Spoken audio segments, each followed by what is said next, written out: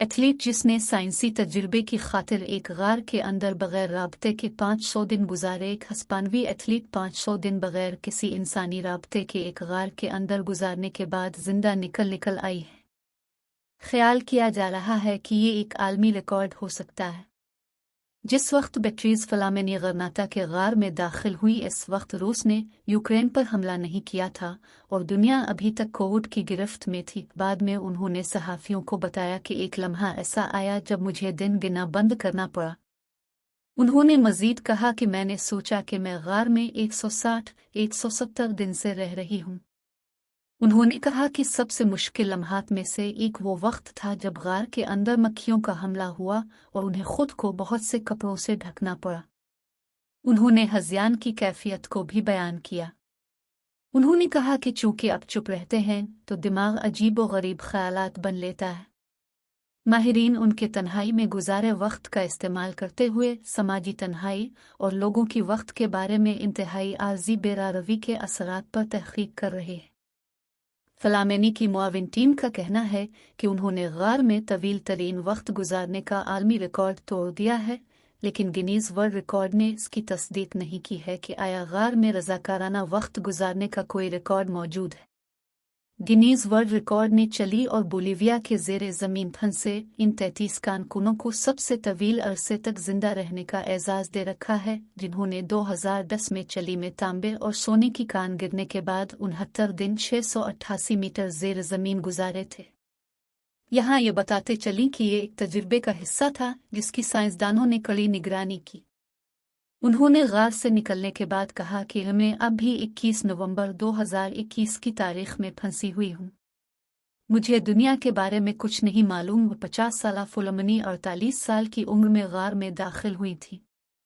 उन्होंने अपना वक्त 70 मीटर 230 फुट गहरे गार में वर्जिश, ड्राइंग और ऊनी टोपियां बांधने में गुजारा।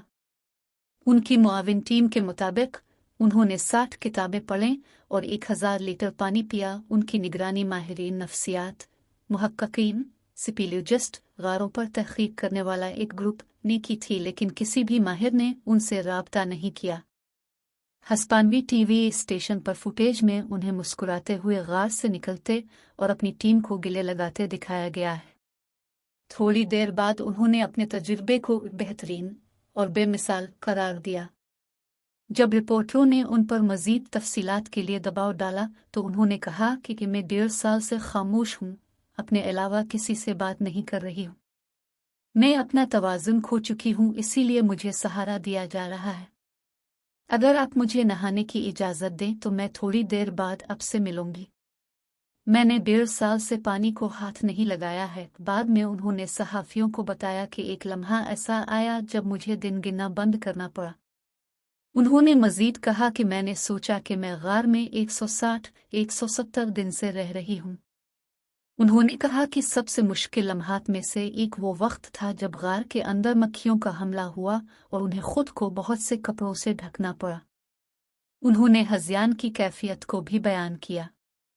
उन्होंने कहा कि चूंकि अब चुप रहते हैं तो दिमाग अजीब व गरीब ख्यालात बन लेता है। माहिरीन उनके तन्हाई में गुजारे वक्त का इस्तेमाल करते हुए समाजी तन्हाई और लोगों की वक्त के बारे में इंतहाई आर्जी बेरारवी के असरात पर तहकीक कर रहे हैं। फलामेनी की मुआविन टीम का कहना है कि उन्होंने गार में तवील तरीन वक्त गुजारने का आलमी रिकॉर्ड तोड़ दिया है, लेकिन गिनीज वर्ल्ड रिकॉर्ड ने इसकी तस्दीक नहीं की है कि आया गार में रजाकाराना वक्त गुजारने का कोई रिकॉर्ड मौजूद है।